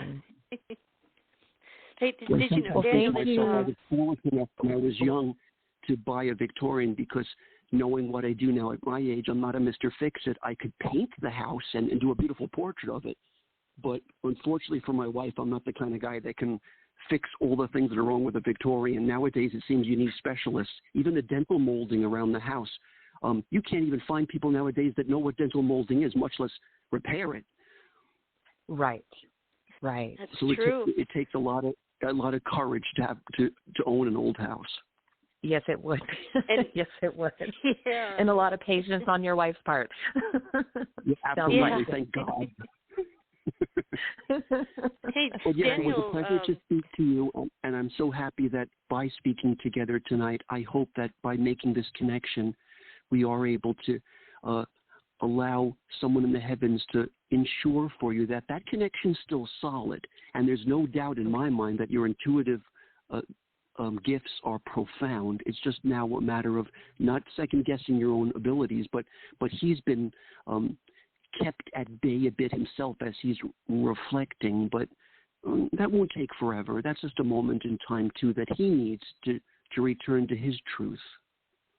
I understand that. Yeah, I think he's like you said. That. Yeah, I think, Nicole, like you said, like he's in utero, where he's just kind of absorbing everything and getting used to his new existence. You still have that strong connection, but he's kind of like you said in kind of like a school phase where he's learning to deal with his new existence, but you still have that connection. It has nothing to do with your psychic ability. It has everything to do with his adjustment to the other side. Well, you wait until I talk to him because he had me messed up thinking it was me. It has nothing we got to some do things with you. to talk about. Yeah. No, I appreciate it. Yeah, it really, because the things that Daniel was saying to me, it started to really click in because I was starting to have my own thoughts too that, you know, maybe he is taking some time, because from the first time I had seen him where he was kind of pacing the ground like he was lost, and he lost his life due to COVID, and he was in an induced coma, and so he probably was aware but not aware, if that makes sense. So he was aware, not aware Absolutely. that he was going to be passing. And so he may have been, at the time when I seen him, he may have been frantic, like, oh my gosh, where am I? What am I doing? But I knew, even though I seen him pacing around the yard, I knew he was safe. I was just pissed off because I wanted to get to him, because you know me, Sue, I'm very protective. So let me talk to him. Absolutely. I'll take him. Give him to me. What seems really wonderful about him is with his natural beauty and his elegant energy, it seems that I love the fact that what he managed to bring up first in your vibrational field is to communication's key. Let's keep our communication open. He showed images of snow, of moon. All his imagery showed a lot of nature, as if he seems to be almost having his reconnect with nature. And that's wonderful, because human beings that are alive should be doing more of that. And yet here's someone in spirit that finds those are my power sources. If I connect to this first, then I'll be free again to express myself to people I love, like Nicole and others. So, well, how wonderful. And you know what I just thought of too? Even if it's through the realms. Absolutely. He was so much fun. But you know what's really funny is he was from North Dakota, Minnesota, so North Dakota. And it's really funny you started talking about the snow, and it just dawned on me when you were saying about that, because when we would talk, he would always say, how's the weather? Oh, it's so cold here, you know, because I, of course, living in Florida, it's always warm here. And he'd go, oh, yeah, brag. It's so warm there, and I'm freezing here. So actually all of this kind of ties in, you know, and he was very much a nature lover. Like, he wanted us to travel to the Tetons and Mount Shasta and everything. He was very much for landscape and nature and being out there. So you gave me a lot, and I really appreciate it. And Sue, thank you so much for inviting me to your show. Oh, you're welcome. Yeah, and I do want to say, I'm not sure who this is for, but there is a woman that's coming through with glasses, and she's just kind of sitting back, just kind of watching everything. Sue, I really believe your mom's there with you tonight. Oh, and I feel like you. She's just kind of sitting back, like watching and just observing, and she really likes that you're doing this. I don't know if tonight, if you were a little hesitant about coming on, like maybe you weren't feeling so good and you were kind of like, I have to do it, but I kind of feel like I'm tired too. But I feel like it's good that you did this. Yeah, I feel so much better. I had a very stressful day today, and I thought about it. Like, oh my God, I was like, I'm doing the show no matter what, because this is what I love. Yeah. I love to help people. That's good. You know, Daniel loves to help people. I know you love to help people, Nicole, because you do all the time. And you're a Saggy just like Daniel and me, and so was Dale. I am. Dale I was heard a Saggy that, too. yes. It's a Sag fest. I love it. Yeah. What I love about us Saggies is, we know we're the best. We just don't like to talk about it too much, but we're a really cool sign. That is very true, though. Like brag, it is so true. I don't like to brag, but I will have to. All right, you guys. Well, I'm not going to hog the show no more. I really have so much love and appreciation for both of you, and thank you so much for confirming so much and for giving me realization, and I look forward to it, and I will connect with Sue when I hear something just to give you some confirmation, too. That sounds great. Oh, thank you. Hey, Nicole, all right, would you guys. be able to shoot Daniel a reading? Would you be able to shoot him a reading real quick? I can definitely try. Now, I did want to ask, because when you mentioned something, Daniel, about a library, your father, I felt like your father was trying to come through. Was he a person that really liked to read a lot of books, or something about a library with him also? He was very much. In fact, he did speak with me there in the past at a number of my speaking engagements. I've been reaching out to him a lot since he passed. So, in fact, my father was so connected to Native American energy. That's probably why you're picking up his vibe more than others would. When we traveled, and I traveled a lot with my dad, he wanted to often go across the country to pueblos or to any Native American areas he could, just to pick up the energy or the vibe, or he would even spread, if he took a pebble off the ground, he'd leave a little gift of tobacco behind, which is sort of just an interesting, a personal ritual of his. But yes, he was very personally connected to Native American energy. I'm sure it was a past life experience for him, but it was rather unique to see how effortlessly it flowed through his consciousness. So I'm glad you picked up his vibe. He was a good guy who, when I was a little guy, always realized, well, this is my intuitive son, and I praise this, and I'm going to want him very much to pursue his calling. So I'm so grateful for him for loving that about me, rather than feeling that if I'm not into football enough for him, I'm not good enough. Yeah, understood. Yeah. No, I do feel like he's very proud of you, and I feel like he stands behind you a lot. Yeah. That's what I would want very much for him to do for me is he loved people a lot too. He was a drug and alcohol abuse counselor in his life. He helped the police a lot and others. But his interest also was to help others a great deal. So yes. I'm glad that you're picking up his vibe. So thank you. You're very welcome. Thank you, I feel Nicole. like too. You're welcome, Sue. Anytime. I feel like too. I just want to say with your dad, like I don't know if lately, Daniel, you've been doing more research about maybe something new or getting ready to do more research about something, but I can't help but feel your dad's behind that too. Your dad stands behind you a lot. He really observes you and he really watches everything that you do. He is very proud of you. I don't feel like he maybe understood it at one point or maybe wasn't kind of in his live state. He may not have understood it very first when it was all coming about for him and you, but I feel like it's really embraced now. And I feel like he brings a lot of spirit energies to you. And I can't help but feel like it's for research and kind of like I can't help but the word research keeps coming around. So I don't know what researching means to you. That word, Nicole, because I won't take up other people's time, but I just have to share this with you very quickly. So I've been swimming the past few summers at my neighbor's house next door. Her husband had passed away 3 years ago. He was a great guy. But I've been feeling the presence of a man on the porch when I'm swimming in her pool. She doesn't like to swim, but she has a built-in pool. So she basically lets me have the pool. But I kept wondering, is this her husband, Lorenzo, I keep picking up? It turns out that my little brother, who also was doing research, he was looking through old maps of the town that I live in, and he found that the person who owned my neighbor's home back in the 1800s was Howard F. Beebe. And what my brother did not know is when me and Nancy were young people, just teens dating, we would go to Greenfield Cemetery, a very old Dutch cemetery here in town, and we were very attracted to the mausoleum of Howard F. Beebe because it was done in Art Nouveau Egyptian with a winged sun disk. And we would love to sit on the steps and have lunch and just chat there. Like it was a very Victorian garden kind of feeling. But yeah, Mark was doing the research that allowed me to understand something that Mark didn't even know what he stumbled upon, which was, I thought to myself, so all these years ago, I'm at this mausoleum feeling attracted to it, not knowing that I bought a house next to this man's home and that he probably was in this house at one time visiting with Robert Kelby about his historical books on ancient Egypt. I just thought it was all kind of fascinating. So yeah, everything you're saying is, of course, on target. Thank you. That's amazing. That is very amazing. And I love the fact that you like to go to the mausoleums and sit and have lunch. I think that's so funny and great. Love it.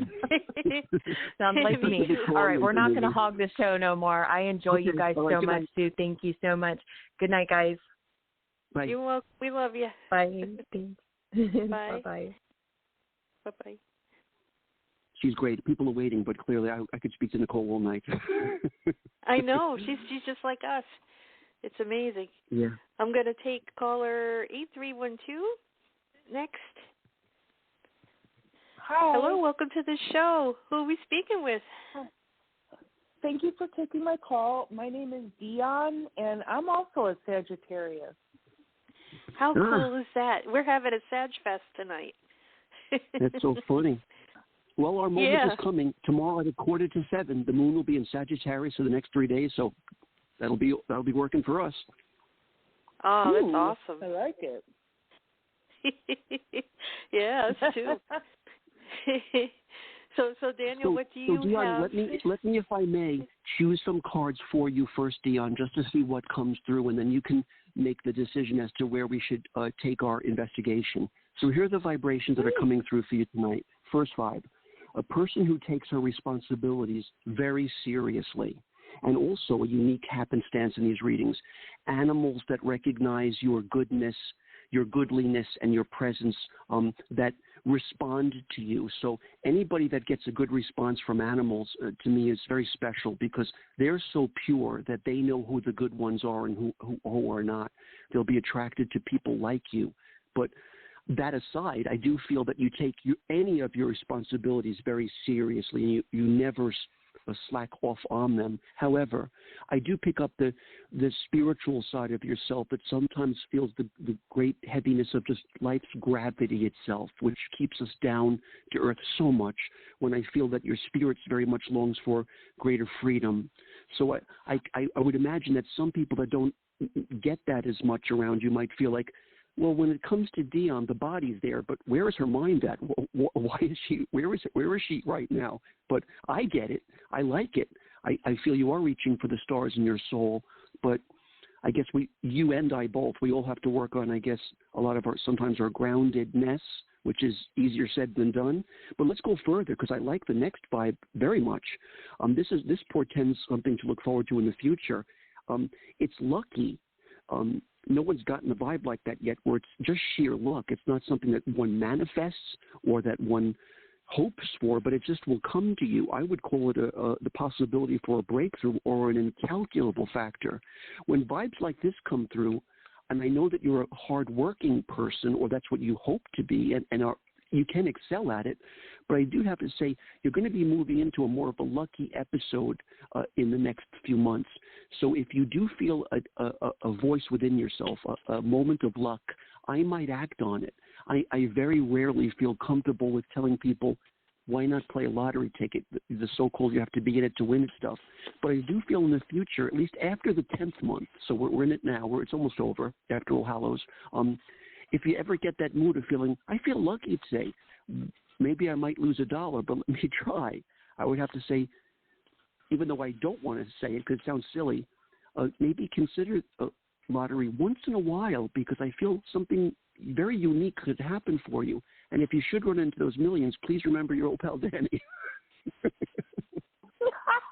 Okay. But okay, so you have luck. You have the part of you that reaches out to, I feel, the vast, endless reaches of the universe, even though a part of you might feel in life rather contained at the moment. That'll pass. And again, the first vibration that came through is how vividly you and you take your responsibilities. But with those energies that have come through for now, where do you feel, Dion, I might go for you tonight to investigate further, or possibly get a more succinct answer for you? Yeah, I mean, I do feel very isolated at times, because I feel like I am like completely out of sync with some people I run into, because people just can't grasp my spirituality. But I'm really used to that now. I am very focused, and I think when people really find out about Dion, they don't believe it, I mean, I write books. I just launched my second book today, but yeah, I'm really hard on my very seriously, and you may even be writing something that you would hope to see out there in a book, but you're not seeing it, so you're writing it yourself, which is to be applauded. How wonderful of you. And when you're writing something like this and putting anything like I do with my artwork out into the world, you're touching souls that may also need to hear your voice. And again, I understand there are plenty of people we love around us that can't quite always grasp the very depths of that capacity in us, but there are plenty of others in the world that are searching for someone like yourself with a voice and a communication. So congratulations on the book. It sounds wonderful. Thank you. Yeah, I just started realizing, like in the last, I would say, couple of weeks, maybe 1 or 2 months, that my problem with connecting with people is that because I know I've been here like 8 other times, right? Because every time you die and you come back, you graduate into a different zodiac sign, is my understanding. Yeah. And so they can't grasp my spirituality and like where my ideas come from. And I bought a lottery ticket today. Oh wow, there you go. I felt like that today. I always felt like I was going to win the lottery, actually. And what's interesting to me, Dion, also is just as you're mentioning maybe some of this old spiritship, the painting that I happen to just turn over as you're speaking is my portrait, beautiful portrait of King Tut Amen, who when he was younger was actually named Tut Ankh Aten, until his passing, and they resumed the Amen energy field of the gods. But when people get this card in their reading, you're the only one tonight that got it. It represents a person who's had impactful and some important past lives. So not to say that you maybe have had a past life of hierarchy, but clearly your soul is old enough that you lived since antiquity, and I do feel that old spiritship coming through. I know that I have a pretty good remembrance of my past lives. It helps me to paint a lot in this lifetime, but I also don't feel I was never close to monarchy or any royalness, but I remember working in a field in ancient Egypt and just collecting wheat, and I felt so honored that I was doing that even that simple, because backbreaking as it was, I felt I was doing it for a greater glory anyway. So it's kind of nice to be an old spirit and even appreciate what these lives give us, even if it isn't all the comforts of the universe, but just something to appreciate. So how wonderful you've had these past lives as well that you're cognizant of. Yeah, I was told that I was a Russian princess, and I was also a queen. But when I was a queen, I was really mean.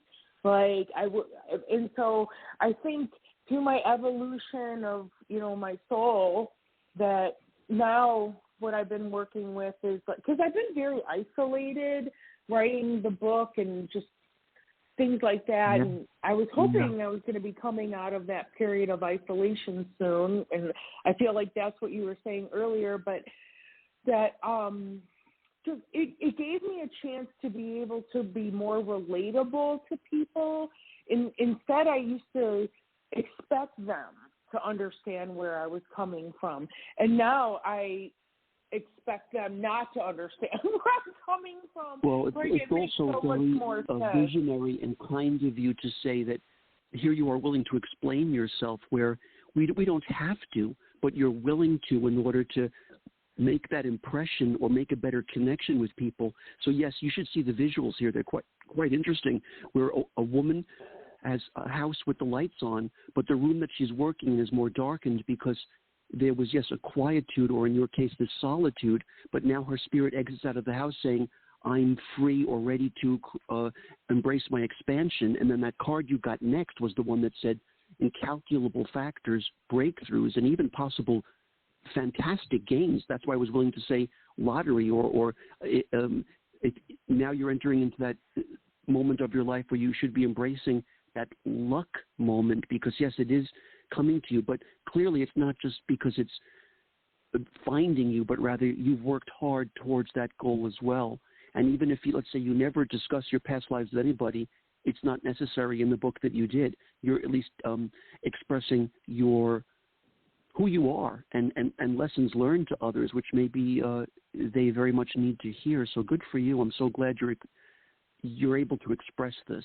And it satisfies the natural Sagittarius desire to kind of be a teacher, which we Sagittarius like to learn and also pass on the knowledge to others.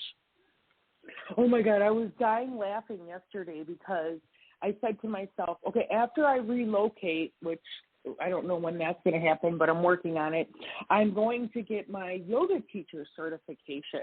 And so, because I've been doing yoga for 20 years and I love it. And so yesterday and 2 days ago, I'm literally teaching my class to nobody, just to myself. But I already started teaching, and I feel like I'm just I just have that natural ability to not make people feel dumb because they don't know something or they didn't perfect it. Or even though I'm really hard on myself, when I am teaching people, I don't have a problem Sesame Streeting it and I can play it in a way where I'm embracing the person not having the knowledge. And it's just something I feel like I'm good at, It's so wonderful to hear that it excites you and that it's delightful to hear that it excites you and that you're passionate about it, because I agree with you that when I give my presentations or lectures, if it's a room of 270 people or if it's a room of 30, depending on the space, I'm okay with either of it. If I feel like you, if I'm touching some souls or helping on some level to maybe mentor or help another, that's enough. If it's one person, it's okay. If it's 300 people, it's okay. The quantity doesn't matter as much as the quality does. Yeah. Hey, Dion, I want to plug your book. What's the name of your book? Okay, so the name of my book is called Hush Money, the sequel, and it's the sequel to the first book that I wrote called Shattered Windows. And I am a true life story legal mafia whistleblower. So I'm exposing corruption in the legal system that deals with the top 100 richest Forbes families. I got pulled into it. And that's what would be on just the surface of things, eh? Yeah. Right. Oh, you're just uncovering, hundreds of millions of dollars in corruption, but I dealt with the FBI and things like that, and it was a 12-year journey. And I'm lucky that I lived, but at the same time, the experience taught me that, fear is false evidence appearing real, and no matter what, we just have to keep walking forward in life. And if they were going to, take me out, then at least, my information would be out there. I published my book. I was like Oprah magazine, and when I did my books, I put my picture on the cover of both of my books. And that way, it was kind of like the missing children with the milk cartons. It's kind of like if I come up missing, people will know why. Yeah. Well, now we have this information on the show, so there's another validation for you. Device. And one last thing, if I may mention, Dion, when the image that you got first was when I talked about your responsibility and I felt animal presences, that the actual visual image is a princess or royal person from a past life where this image has never been perceived in any of my readings or anyone who's gotten it as someone who was abusive of their power. So whoever had read you or told you this at one time, I do understand or appreciate your capacity to have had this connection to vague monarchy, but I think that there might have been a little bit misunderstanding about you misusing your power. I don't feel that was really the case at all. I don't feel that, so I think that probably shouldn't have been added to the critique of who you are. So maybe it's time to let that go, to think that you had done something incorrect with your capacity, when I don't really feel I don't see it's valid enough when someone has picked up that vibe for you. But the misuse of it, no. Yeah, Dion, I commend you for being brave and putting forth this information out. It's not easy being a whistleblower, and and I've heard of people, putting themselves out there and being in great danger, but I just wanted to let you know you're divinely protected, and nothing's going to happen to you. You're welcome. Okay.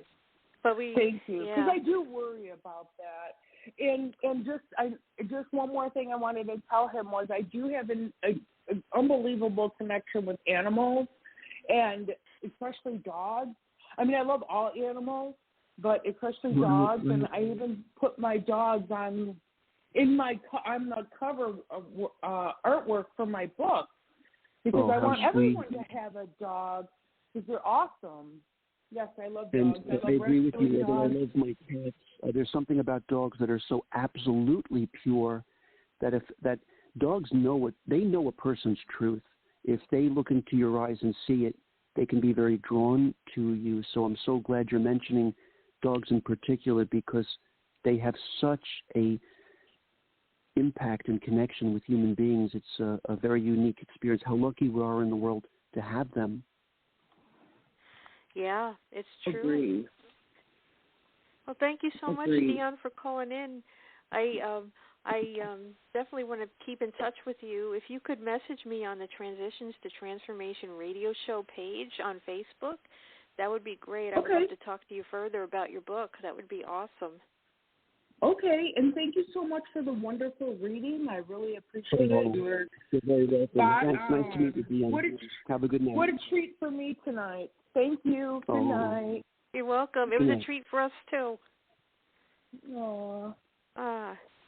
Deanna's awesome. It's a trick or treat, if you will. Yeah, it is. Even you got a reading from Nicole. That's pretty cool, too. She's one of the best readers. Cool. Yeah. Well, we have two more I didn't listeners tell Nicole that this, have been but waiting. my dad and I did have a pact where before he passed, he knew he was going to go soon. We spoke a lot about our connection from spirit to earth. So I'm glad Nicole was able to validate that for me because, he very much. I mean, he raised me to be able to do this kind of work, and his capacity to be able to get through other individuals to get to me is a gift. It's a treasure. It sure is. It sure is. We have 2 callers left. We have like maybe 10 minutes worth of reads, so we'll have to cut it down to 5 minutes apiece. So the last 4 digits are 3340. We'll bring you on. Hello, welcome to the show. Who are we speaking with? Hi. Fran. Hi, Fran. Thank you for waiting. We're so glad to hear from you. Hi, Fran. Thanks for your patience. And let me pick the cards first that are coming through for you. Okay. They're upside down, but first I see a color blue. I'm not sure how to interpret it yet, but okay, nice imagery is coming through. It's colorful, but let's see what you're getting. First 5. The first vibration tonight is an individual that kind of steps their foot down in such a way as to make a point, or it's indicating to me that if you have been considering decisions, the time is nigh to start to say to oneself, I got to make this decision now sooner than later. And by the way, if this does matter in the reading, we'll find out in a moment. This is male energy in this particular image, or yang energy. So it could also represent us guys, or how guys react in life, or maybe even treat women, where we kind of want it our way because we're guys and we're just wired that way. So I guess a part of you might have to say, I got to kind of be patient with dudes because they're on their own journey. What's interesting, though, is the second card. You're the only person tonight that got this, I call it the Asian fan. It says nothing. It speaks of nothing. I feel it's the universe's way of protecting you. No one got anything like that tonight, where the universe is not spilling all the beans about your energy dynamic or what your agenda is. It's kind of, the cards are kind of protecting you. It's a rare thing to happen, but I do love it. And then the third card you're getting here, the word itself on the card is called prudence. The notion here is that if one takes one's time, many things will develop from, in this imagery, 3 flowers will ultimately bloom into 5 and ultimately then bloom into the full 8. It's very Virgoan ruled, Sun and Virgo ruled. So the notion here is that logic will be required by you. And by the way, I might add, even when it comes to dealing with male or yang energies, because, again, guys see things a certain way, and if they also put their foot down, there might be a way to, rather than try to break through the rock like a river, navigate around it, or think of a more clever way to still manifest what you wish. And know that in wonderment, my divination deck, which is well over 40 years old, is protecting you by saying, we're not going to discuss everything about Fran's life unless she says, let's explore this, which is quite interesting. So if I may ask you then, in light of that, where may I psychically investigate for you tonight? What's on your mind, or what do you feel deserves attention psychically? Well, the man point of view, is it a present man or a past man? My husband passed away. Let me see if I pick up spirit or earthly. I just pulled 2 cards. I'm picking a third and then a fourth. Okay, this time a pseudo-death card has emerged, but it's a very unique one of mine. It is number 13, yes, traditionally in tarot, and this is one of the first people tonight to actually get traditional tarot cards, and this is one of them. But as I've said before, when someone else called, the death card doesn't always portend or represent the other side per se, although it can. But in this imagery, I have 3 death cards that mean different things.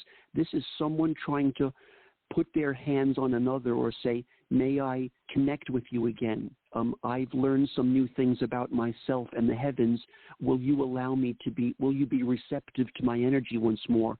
So if that's who we're talking about here, I hope that you would say to yourself, whatever happened, regardless of his strengths or how he saw things, now that you know he's changed, the heavens have given him a new perspective. So if you start to pick up energies from him that you would think to yourself, this is unique because he was not always like this when of the earth, but now I feel that change within him, embrace it, because he does need you to know he's a changed person, and maybe to some extent a little sorry over his willfulness in life, which he's more now, I don't know, bendable is the right word, but I'm trying to search for the right kind of word. This vibration of just being more acquiescing to change. So, did you find him in life to have a stronger will? Yeah, he was a very strong-willed person, yes. But he gave me my way all the time, I have to say. Oh, that's good. So he had a strong will. Yours was stronger.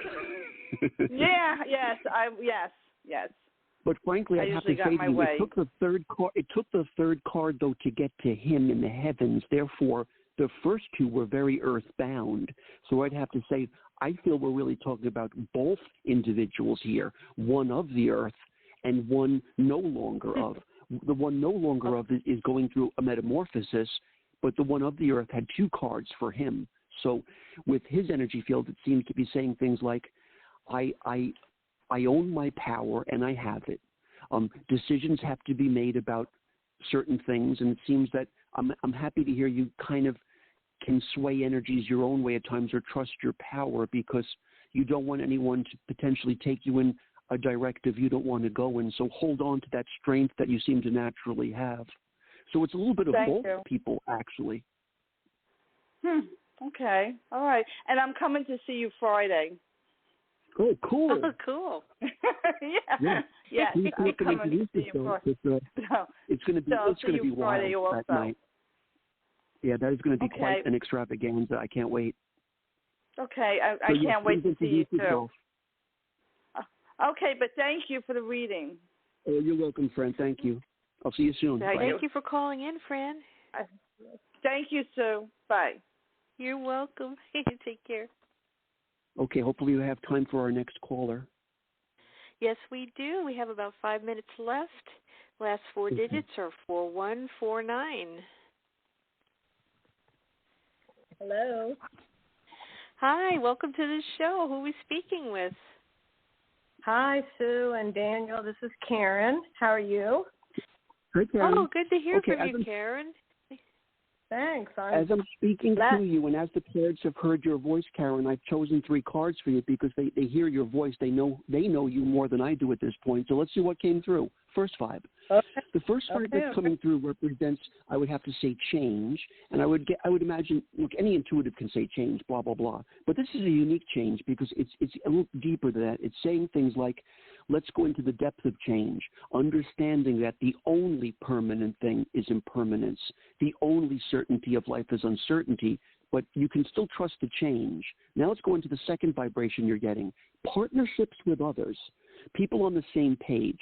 So if you would be considering in the near future, you are getting a very strong number 2. So that could represent February of next year. But if you, or 2 people that are on the same page, but if you are feeling like maybe I need a certain partnership right now in my life to either manifest a project or have in my emotional landscape, it's time to be very receptive and open to these partnerships. They could be a great improvement to your life. And the last image you're getting is quite lovely.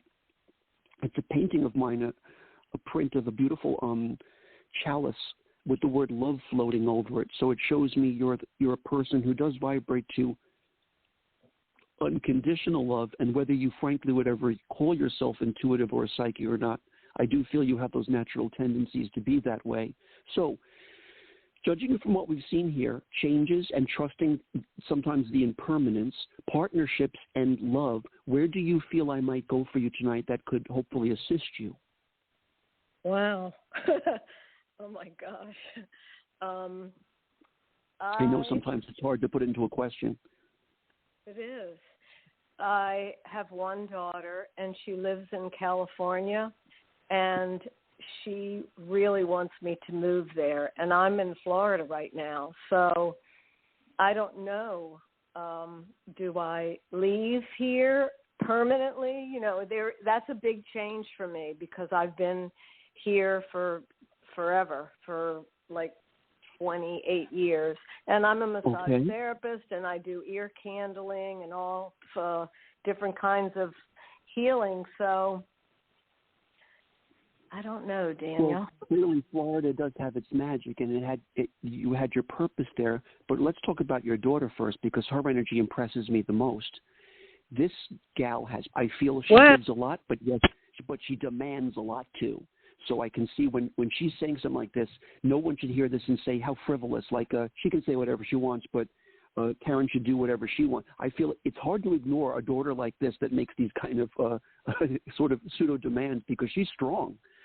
The good news is, if you do go to California, I feel you will not be hit with much roadblocks along the way. You'll still be able to absolutely continue your fine work. It won't feel like as much of a blip on the radar as one feels it could be. You might even find there's something about California lately that allows for certain strengths within you and your healing abilities, because you're getting a very interesting image here. It's a serpentine image around a flame. This is something that can be, this imagery is often used by doctors, so it shows me that you do have a natural healing ability. But the first card is probably my biggest concern. It talks about pleasure, and I'd have to ask you, do you find, though, that Florida still has encoded within it for you a certain, clearly it has the work for you, but do you find it's also pleasurable living there for you? Are you enjoying it, not just the work, but actually the environment? I do and I don't. It's like there's that fine line, and I feel like I'm being pushed out of the area that I'm in because it's not the same as it was. So the good news is, although I feel what has held you there all this time is the flora, the fauna, and the pleasure of being there. Yes, you did have those 28 to 29 years is quite a full cycle of energy fields to have dived deeply into the joy of Florida. But the good news, at least, is you're not getting vibes that's saying you must go to California. Just your daughter's vibe is saying that. But the good news is the vibe is saying, should you go, you will not have regret. You'll find it does add to your repertoire of abilities. You're able to help a lot, and I don't know. And at this moment, I would almost trust your daughter's instinct. I certainly am taken aback by her power, but I feel that I trust her instinct enough to know that if she feels this is right for you, this might be the right time to finally just say, I can do it. The best of what Karen had in Florida, I had already. It might be time to take it to the Pacific Ocean now. It'll be a whole new experience for you. You may even be more well-known as a healer there because you're coming there with your natural gifts anyway. That's wonderful. She's an artist. She's a character, Daniel. Man. She is a character. She is a character. Yeah. Daniel, before we end this conversation, I just have to tell you who I am, because I went to the Eyes of Learning, and you said, does somebody have a dog in here? Because I am feeling the presence of a dog. And then you said, whose initials does KC ring a bell? Do you remember reminding me right now. I'm just picking it up now that I remember now. I was on stage and someone I picked up had smuggled a dog. And Casey came into my consciousness, and I think my wife was just blown away when I said that name. She was like, "Oh my God, Daniel, how do you do this?" But that was so cute. In fact, I tried to get a picture of me and the dog. I had Nancy take the picture, but the picture, I look so awful in the photo. I didn't want to pose. I was like, well, the dog looks great, but I look like I should be putting it in somewhere. I hate to cut this short, but the clock is running out. So, thank you so much, Karen, for calling in. And yes, thank you, Karen. And Daniel, thank you very, very, very. I wish I was going to be at the Eyes of Learning, but maybe you'll come down here, Daniel. You never know. I want to. I love Florida. Oh my gosh! Well, we can connect on Facebook. We are friends, so I could bring you down here. Sounds like a plan to me. Okay. Have a wonderful Halloween. Happy anniversary, and Sue, thank you for doing this. I hope you get to do this again, Daniel. Bye. Bye-bye. Thank you. Thank you so much. You're welcome. Bye. Bye-bye. Bye, Dan. That was very sweet because I rarely have any memory of past readings at all, and that's why my wife often teases me about it's always 51st dates with Danny, where I forget every 5 minutes what I'm doing or where I was. But that left an impression on me because no one had smuggled in a little dog before, and I picked up the vibration immediately from a huge audience, and then got the name right there, and she was blown away. I was blown away. It was pretty funny. Oh, that's awesome. Hey, before we go, how can people get in touch with you? They can just go to my Facebook page because it's open to the public. So I will not know they're there investigating me, which I feel comfortable with because I put a lot of public stuff on, Daniel Akner, Akner. They can go to my Instagram page if they want. It's also Daniel Akner, but right now I had to privatize it because I have so many personal photos on that I didn't want someone to clone the page or just take advantage of it. So they just have to send me a request and I can just let them into the page if they want to be. So I got off Twitter for a while now, but it's Instagram and Facebook, Daniel Akner, Akner. Awesome. Thank you. And we'll just have enough time to play Bring Me the Disco King, your song that you requested to close out the show. So everybody, I wish you and everybody a happy Halloween, and especially you, Dan, and you, Nan, Dan's wife, a happy Halloween anniversary. So, hope you guys have a great day, and thank you always, Daniel, for everything. Thank you so much for the opportunity. I appreciate it. Anytime. We'll do this again soon. Thank you. Bye. Bye.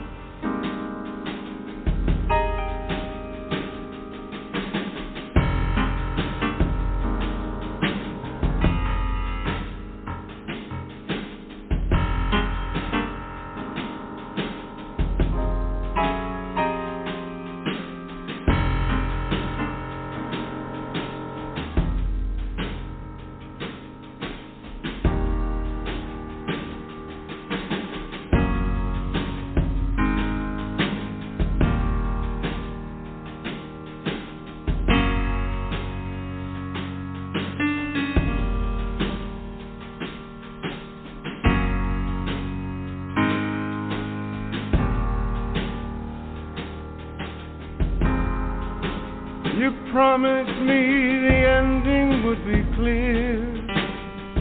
You'd let me know when the time was now. Don't let me know when you're opening the door. Stop me in the dark, let me disappear.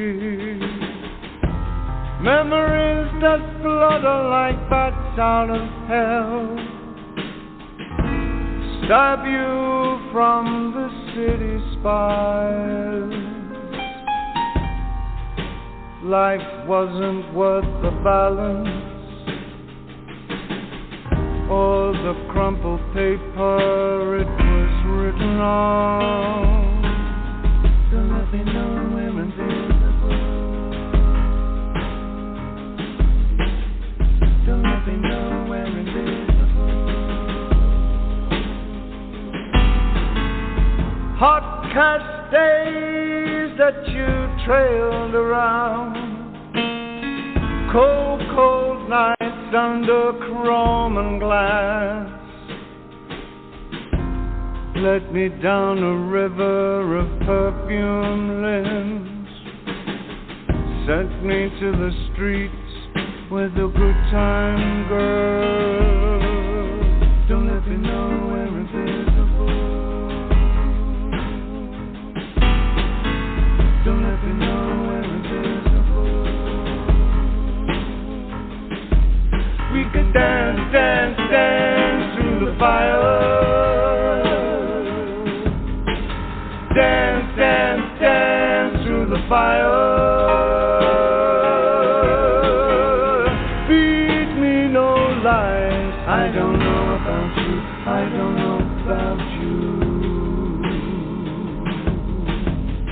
Breathe through the years. I don't know about you.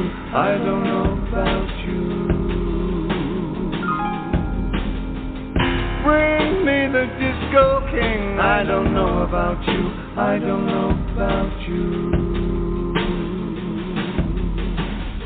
Dead or alive, bring me the disco king. Bring me the disco king. Bring me the disco king. Bring me the disco king.